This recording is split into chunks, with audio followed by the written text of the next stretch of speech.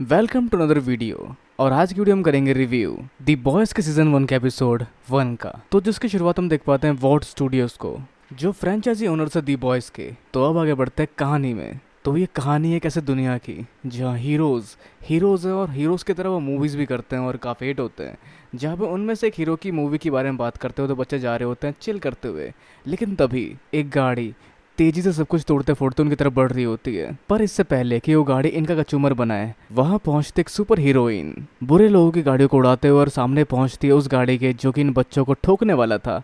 लेकिन वो गाड़ी ठोकती इस लड़की से और गाड़ी का कचूमर हो जाता है, पर इस हीरोइन का कुछ नहीं होता। और तभी एक गुंडा निकलता है गाड़ी से बाहर और सड़क पे विमल थूकने के बाद इन बच्चों का हॉस्टेज ले लेता है। लेकिन इससे पहले कि बंदूक का इस्तेमाल कर पाता, यहाँ एक और हीरो आता है और उसकी बंदूक को अपनी आंखों के लेजर से पिघला देता है। पर तभी दूसरा बंदा इस हीरो पे गोली चलाना शुरू करता है और ये हीरोज को उठा के फेंक देता है बहुत दूर, जो बहुत ऊंचाई पे जाके गिरता है इस गाड़ी के ऊपर। मतलब ये मर चुका होगा। और जहाँ तक हम हीरोज को देखते हैं माई हीरो एकेडमिया में, उस हिसाब से ये हीरो के नाम पे कलंक है, क्योंकि इन्हें किसी और की लाइफ की परवाह नहीं है बिल्कुल भी। भले वो क्रिमिनल क्यों ना हो, उन्हें भी एक मौका देना चाहिए। तो हम देखते हैं हीरो के काल में ह्यूमन राइट का वायलेशन। बट एनीवेज हम आगे बढ़ते हैं एक इलेक्ट्रॉनिक शॉप पे, जहाँ कोई मेहनत से अपना काम कर रहा होता है और उसके काम को डिस्टर्ब करने या थोड़ा सा पोस्टपोन करने के लिए पहुंचती है उसकी गर्लफ्रेंड। जो दोनों बाहर एक वॉक पे निकलते हैं और काफ़ी सारी प्यारी प्यारी बातें होती है उनकी, और एक किस भी होती है। जिसके बाद अगले पल जब उसे कुछ कह रहा होता है, उसके मुंह पे छींटे दिखते हैं खून के। एक तेज झोंका सा आता है, जिसके बाद उसकी गर्लफ्रेंड उसके आंखों के सामने से गायब होती है और सामने होता है खून और इंसानी शरीर के चीथड़े। और उसके पार दिखता है एक शख्स जो कहता है मैं रुक नहीं सकता, मैं रुक नहीं सकता, और वहाँ से भाग जाता है, जो एक सुपर हीरो होता है, या सुपर हीरो के नाम पे कलंक। कुछ पल बाद वो अपना होश संभाल अपने हाथ की तरफ देखता है तो उसकी गर्लफ्रेंड के सिर्फ हाथ उसके हाथ में रह गए होते हैं। जहाँ कुछ खोने के दर्द को महसूस करते हुए वो चिल्लाता है अपनी गर्लफ्रेंड का नाम रोते हुए।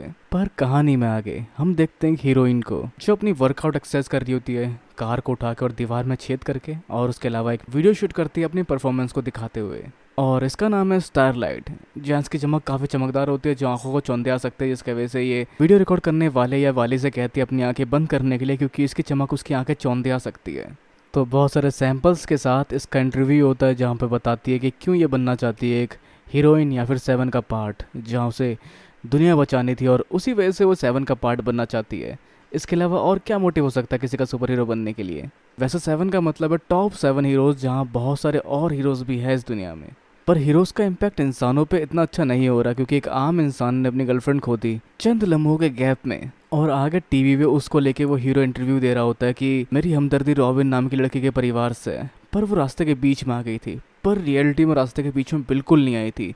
वो ज़रा सा रास्ते के उस हिस्से में होगी जहाँ पे गाड़ियाँ सिर्फ तभी जाती है जब उन्हें रुकना होता है या पार्क होना होता है। अब वैसे उस हादसे को कंपनसेट करने के लिए हीरो एजेंसी भी आती है, जो उन्हें $45,000 देने की बात करती है, जो बहुत बड़ा अमाउंट होता है। और ये अमाउंट इसलिए दिया जाता है ताकि अपना मुंह बंद रखे और इस चीज़ को कभी दोबारा सामने लेकर ना आए। पर जिस हालत में ये बंदा होता है, इसका मन करता है इसका मुंह तोड़ दूं, लेकिन वो बस सोचता है उस चीज़ को और ऐसा करता नहीं, बस कुछ टाइम मांग लेता है सोचने के लिए। अब पैरेलली स्टारलाइट की लाइफ में उसे मौका मिल चुका है टॉप 7 का हिस्सा होने का, और कहानी के दूसरे हिस्से में जहाँ उसे मौका मिला है 45,000 कमाने का, मतलब $45,000 कमाने का, वहाँ उसके डैड भी उसे कहते हैं कि तुम्हें ऑफर मान लेना चाहिए। पर वो नाराज होकर वहाँ से निकल जाता है। तो जिसके बाद हम पहुँचते हैं स्टारलाइट की कहानी में, जो बन चुके हैं हिस्सा टॉप 7 का, जिसका मतलब एक बड़ी सुपर हीरोइन या फिर हीरो बन चुकी है, जो हर कोई अप्रिशिएट करता है और उस जगह हर कोई इकट्ठा होता है जहाँ पर वो एंट्री करती है इस बिल्डिंग में, जहाँ उसकी वेलकम सेरेमनी ऑर्गेनाइज हो रही होती है। और हम जानते हैं वार्ड के बारे में, जिसके अंदर 200 हीरोज़ काम करते हैं, और जिसके टॉप 7 में आते हैं ये कुछ लोग,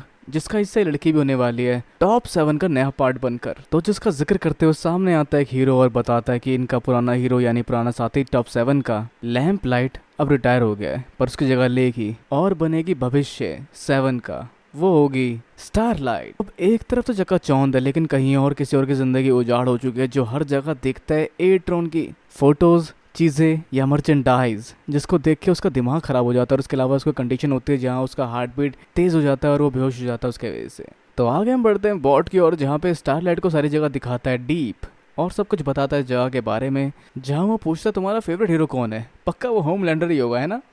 जहाँ वो कहती है होमलैंडर काफ़ी ज़्यादा ओवर रेटेड है, मतलब वो बहुत तगड़ा है, लेकिन मुझे तुम पे क्रश था स्कूल टाइम पे, मतलब स्कूल गर्ल टाइप का क्रश, काफ़ी बचकाना सा क्रश, जो सुनकर वो कुछ ज़्यादा एक्साइटेड हो जाता है, जिससे ये काफ़ी नाराज़ हो जाती है। पर इसकी नाराजगी की वजह से आसपास काफी टूट फूट होने लग जाती है, जिस वजह से उसे ब्लैकमेल करता है कि जो टूट फूट हुई है ये काउंट होगी कि तुमने मुझ पर हमला करने की कोशिश की थी। अब तुम ही सोचना कि तुम आगे क्या जवाब दोगी, क्या हुआ यहाँ पर। और इस सिनेरियो में वो ब्लैकमेल हो जाती है। तो कहानी के अगले फेज में जिस लड़के की गर्लफ्रेंड मारी जाती है उसकी तरफ पहुंचता है एक और शख्स, जो उससे उसी इंसिडेंट के बारे में बात करने लगता है और अपना नाम बताता है बुचर, जो काम करता है FBI के लिए। जिसके बाद वो इसको अपने साथ एक वॉक पे ले जाता है और बताता है कि उसके रॉबिन का कुछ नहीं होने वाला, मतलब जो उसके साथ हुआ उसको इंसाफ शायद कभी नहीं मिल पाएगा। और चीज़ें जितनी दिखती है उससे काफ़ी अलग है, क्योंकि यहाँ पर ये हीरोज़ सिर्फ हीरोज़ नहीं है, ये एक पार्ट है बिजनेस का, पॉलिटिशियंस के लिए पैसे कमाने का और सब के लिए, क्योंकि इनके नाम पे गेम्स बनती है, मूवीज़ बनती है, थीम पार्क बनते हैं और पूरी इंडस्ट्री चलती है इनके बूते पर। और ये कंपनीज काफ़ी खर्चा करती है अपने नाम को बनाए रखने के लिए। पर इनसे बातों का पॉइंट क्या है, जहाँ ह्यूजी पूछता है बुचर से, पर बुचर कहता है अगर तुम्हें जानना है तो तुम्हें मेरे साथ आना पड़ेगा और कुछ और बातें जाननी पड़ेंगी। पर ह्यूजी का काम का समय भी निकल रहा है, जिसके वजह से वो वहाँ से जाना चाहता है। पर बुचर ह्यूजी से कहता है कि मैं अगर यहाँ से चला गया तो मैं चला जाऊँगा, तुम्हें शायद दोबारा मिलूंगा भी नहीं, और ये तुम्हारा आखिरी मौका हो सकता है कुछ करने का। और जाने लगता है, जहाँ पर ह्यूई अपने आप को रोक नहीं पाता और बुचर का पीछा करना शुरू करता है। दोनों साथ में बढ़ते हैं आगे अगले लोकेशन की ओर, जो एक अजीब सी सुपर हीरो या सुपर ह्यूमन टाइप क्लब होता है, जिसके अंदर काफ़ी अजीबोगरीब चीज़ें हो रही होती है। लोग या फिर सुपर ह्यूमंस अपनी पावर का पूरा इस्तेमाल करते हुए सारे काम कांड कर रहे होते हैं जो भी उन्हें पसंद है। और आगे बढ़ते कैम रूम की ओर, जहाँ पे वो देखते हैं एड्रियन को, जो कल यहाँ पर था, और वो रॉबिन की बात को लेके हंसने लगते हैं। वो उस चीज़ को मजाक में ले रहे होते हैं, बिल्कुल कुछ सोचते नहीं उस बारे में कि उन्होंने कोई गलत काम किया, किसी की लाइफ ले ली या फिर कुछ तो उन्होंने गलत किया है। तो अब मोटिव काफ़ी और ज़्यादा क्लियर हो चुका होता है ह्यूई के लिए बुचर की बात मानने को लेकर। अब आगे हम बढ़ते हैं स्टारलाइट की ओर, जो उल्टी कर रही होती है और उसके बाद वो अपना मेकअप ठीक करती है। और वहाँ हम देखते हैं दूसरी सुपर हीरोइन को, जो कहती है कि जो भी हुआ भूल जाओ और ऐसा दिखाओ कि तुम्हारे साथ कभी कुछ हुआ ही नहीं, तुम बिल्कुल ठीक हो। और वैसे यहाँ कोई और भी चुपके चुपके कुछ देखने की कोशिश कर रहा था, और वो था ट्रांसलूसेंट। और ये वही सुपर हीरो है जो इनविजिबल हो सकता है। तो वैसे बुचर एट्रियन के पीछे पड़ा क्यों है, क्योंकि कुछ वो छुपा रहा है। उसके पास जो बैग लेके वो घूम रहा है उसमें कुछ ना कुछ है जो वो छुपा रहा है, और बहुत सारी चीज़ें जो इस चीज़ से लिंक है जिस बारे में पता करना चाहता है, जिसके लिए उसे मदद चाहिए ह्यूई की, ताकि वो एक बग लगा सके बॉट कंपनी के अंदर जाकर। जैसा करने से मना कर देता है ह्यूई और वहाँ से जाने लगता है। अब कहानी में आगे एक सुपर हीरो डील हो रही होती है दो लोगों के बीच में, जहाँ वॉट वाले एक डील प्रेजेंट करते हैं उस शख्स को, और उसको बेच रहे हैं नूबियन प्रिंस, जो एक हीरो है जिसकी कमाल की शक्तियाँ हैं और बस वो हीरो है। तो ये हीरो उसको बेच रहे हैं 3 साल के कॉन्ट्रैक्ट पे, और साथ में मिलेगा इन्हें फुल PR सपोर्ट इन 3 सालों के लिए इनकी तरफ से, जिसका प्राइस होगा 300 मिलियन एक साल का। पर वो मेयर इस ऑफर को काउंटर करता है 200 मिलियन के लिए। पर नहीं ऐसा नहीं हो पाएगा कहती है वॉट वाली, और तभी ये कहता है कि मैं जानता हूँ कंपाउंड B के बारे में, और कहता है कि ये वो तरीका जिसके वजह से तुम अपने हीरोज़ को बना पाती हो। पर मे बी ये रीमर हो सकता है, मैं इसको रीमर ही मानूंगा, बस तुम इसको 200 मिलियन पे ब्लॉक कर दो। पर वो नहीं मानते इस बारे में और इस डील को अननेगोशिएबल मान के इस डील को कैंसिल कर देते हैं। तो अब आगे स्टारलाइट अपना कॉस्ट्यूम उतार कर पार्क में एक बेंच पे बैठी होती है, और तभी उसकी मम को कॉल आता है, जो उसके अचीवमेंट के बारे में पूछ रही होती है कि क्या हो रहा है, तुम्हें काफ़ी मज़ा आ रहा होगा वहाँ पर जहाँ पर लास्ट टाइम के एक्सपीरियंस को लेकर वो काफ़ी नर्वस होती है और अपनी मम से कहती है कि मम मैं तुमसे बाद में बात करती हूँ, और रोना शुरू कर देती है। और उसके बेंच के साइड में बैठा हुआ था ह्यूजी, जो उससे पूछ लेता कि क्या हुआ, जो बताती है कि उसके बुरे दिन चल रहे हैं शायद अभी। पर डायरेक्टली सब कुछ ना पूछते हुए पूछता कि ये बुरे दिन किसके वजह से हैं, ज़िंदगी के वजह से या काम के वजह से, जहाँ वो कहती है काम के वजह से। और ह्यूजी ने भी अपनी प्रॉब्लम यहाँ डिस्कस की थी, जहाँ वो बताता है मेरी समस्या ज़िंदगी से जुड़ी हुई है। जहाँ स्टारलाइट ने बताया था उसका काम काफ़ी कमाल का था, वो काफ़ी मज़ा चाहती थी इस काम में और काफ़ी मेहनत से उस काम तक पहुँची भी थी, पर जो हुआ उस दौरान वो उसे अच्छा नहीं लगा। पर आखिर में ह्यूजी पूछता है कि क्या तुम अपने काम को पसंद करती हो। वो कहती है हाँ मुझे ये काम काफ़ी पसंद है।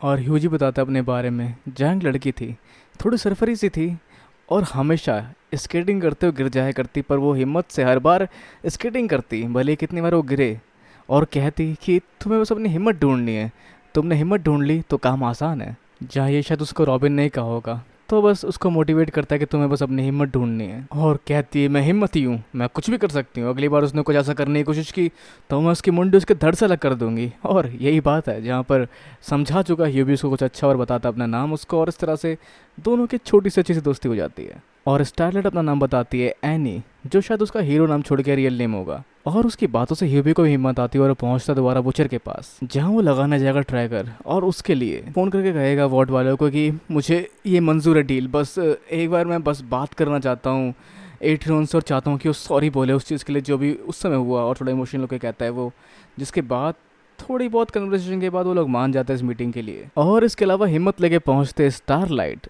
अपने हीरो मीटिंग की ओर, जहाँ पर कुछ तो कहता है द डीप, पर उसको भी वो चमका देती है। और सब यहाँ अपनी अपनी बातें कर रहे होते हैं, जैसे कि ट्रांसलेशन की मूवी किसी ने पायरेट कर दी और उसको लेकर वो चिंतित है। पर होमलैंडर फाइनली सबको एकजुट करता है और मीटिंग को अटेंड करने के लिए और उसकी गहराई समझाता है कि हम क्या बात करने वाले हैं आज। तो उनकी बात ये होने वाली है कि इस हफ्ते उन्होंने किसको बचाया है। बट एनीवेज कहानी के अगले फेज में पहुंचते हैं ह्यूवी के पास, जो जा रहा है वॉट के हेडक्वार्टर में। तो प्लान कुछ इस तरह से कि ये ट्रैकर ले जाएगा अंदर फ़ोन के पीछे रखकर, और उसके बाद अंदर जाकर इसके लीड को खोल के फ्लश कर देगा बाथरूम में, और बाकी बचे हिस्से को वहाँ चिपका देगा ताकि वो ट्रैक कर सके इनकी हर एक एक्टिविटी को। तो मेटल डिटेक्टर और सिक्योरिटी फीचर से बचते हुए बढ़ता है आगे। वैसे हीरोज़ को किस बात की सिक्योरिटी चाहिए होगी, पर एनीवेज हम आगे बढ़ते हैं, जहाँ सामने आता है एट्रियन और उसको देख के इसकी धड़कनें तेज़ हो जाती है, क्योंकि उसको वो दिखता है उसी खूनी रूप में। पर खुद को संभालते हुए उसकी माफ़ी लेकर वो कुछ देर बाद पहुँचता है बाथरूम में। पर जैसे वो निकालता है ट्रैकर गिर के थोड़ा सा नीचे आगे की तरफ खिसक जाता है, और बाथरूम में कोई और एंटर होता है जिसकी वजह से वो ट्रैकर उठा नहीं पाता। पर जैसे वो आगे बढ़ता है उसको कोई और देख चुका है यहाँ पर, और ये साला हमेशा बाथरूम में रहता है क्या? मतलब लोग दुनिया बचा रहे हैं, पता नहीं क्या क्या कर रहे हैं, इसका यहाँ से निकलने का काम ही नहीं हो रहा। तो आगे बढ़ता है पेन लेकर साइन करते हुए उस ट्रैकर को लगाने की और ट्रैकर सेट हो चुका होता है बॉट के D7 के टेबल के ऊपर। तो ये सारी बात बताता है बुचर को, और उसके बाद बुचर से छोड़ता है उसी जगह पर जहाँ से ओट्स को उठा के लाया था। और जाते जाते ह्यूवी दिखाता है कि स्टंट बुचर को, और वो होता है 45,000 का चेक फाड़ना। तो आगे बॉट वाले डील करने के लिए मान जाते हैं 200 नहीं पर $230 मिलियन के लिए, क्योंकि र्यूमर काफ़ी तेज़ी से फैलते हैं और कंपाउंड वी का र्यूमर काफ़ी खतरनाक हो सकता है इनके काम के लिए, जिसके वजह से वो मान जाते हैं इस डील को लेकर। और अब आगे ह्यूवी के पास कोई और पहुंचता है इनविजिबल मोड में, जो ट्रांसलूसेंट ही हो सकता है, और उस ट्रैकर को उसको वापस करता है और पीटना शुरू करता है ह्यूवी को, क्योंकि वो शायद इन पर निगरानी रखने की कोशिश कर रहा है। और कौन है ये, और कौन था वो शख्स इसके साथ गाड़ी में, जहाँ उस दुकान में मौजूद एक टीवी उठा के वो उसके ऊपर फेंकने वाला होता है, लेकिन तभी गाड़ी लेकर एंटर होता है बुचर, और जिससे दुकान में भी काफ़ी टूट फूट हो जाती है। तो आगे बुचर उसे पीटने जा रहा होता है, लेकिन तभी उठ खड़ा होता है और बुचर को पीटना शुरू कर देता है। जहाँ बुचर ने कहा था ह्यूवी को भागने के लिए, लेकिन वो भागता नहीं, वापस आता है, जहाँ पर बुचर पिटता हुआ इस बंदे से उसके ऊपर थूक देता है ताकि वो दिखना शुरू हो जाए, लेकिन उसके बावजूद भी डोमिनेट कर रहा होता है ट्रांसलूसेंट बुचर को। तो जहाँ ह्यूवी सोचता है उसको बिजली का झटका देने की, लेकिन वो तार उस तक पहुँचती नहीं है, पर बुचर लात मारता है उसको और उसका पिछवाड़ा तार पर टच होता है, जिसके बाद उसकी हाई इलेक्ट्रिसिटी वॉट लग जाती है और उसके साथ वो बेहोश हो जाता है। तो अब इन्हें इसको ठिकाने लगाना पड़ेगा। पर क्यों इसने इन पर हमला किया, और ये FBI है तो ये काम आसान होने वाला है, पर शायद वो असली FBI नहीं है जहाँ पे इन्हें इसको ठिकाने लगाना पड़ेगा। पर आगे हम बढ़ते उस मेयर की ओर जो अपने घर की तरफ जा रहा होता है फ्लैट पे बैठकर। उसके फ्लैट को क्रैश कर देता है Homelander, maybe compound V के सीक्रेट को सीक्रेट रखने के लिए, और शायद उसकी ज़ुबान बंद करने के लिए इन्होंने इसको ऑफर दिया होगा $230 मिलियन का, ताकि ये कुछ समय तक शांत रहे। तो मे बी डार्क साइड हम देखने वाले हैं अगले एपिसोड से सुपर हीरोज़ का।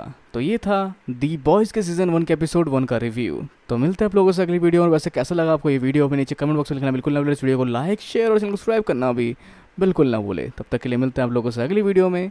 Good bye and have a nice day.